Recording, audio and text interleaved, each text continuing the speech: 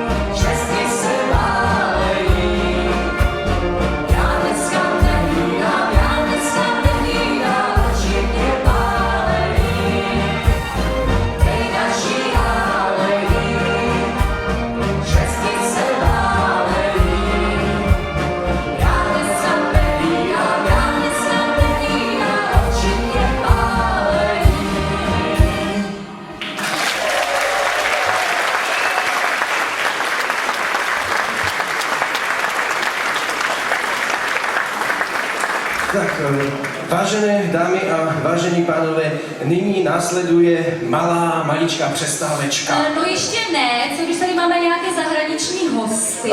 No tak dobře, no to by nemuseli rozumět. Tak dobre, vážené dámy a vážení páni, teraz v tomto čase nášho gala podujatia bude následovať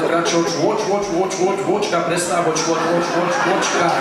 Panie a pánově, meine Damen a meine Herren, ladies and gentlemen.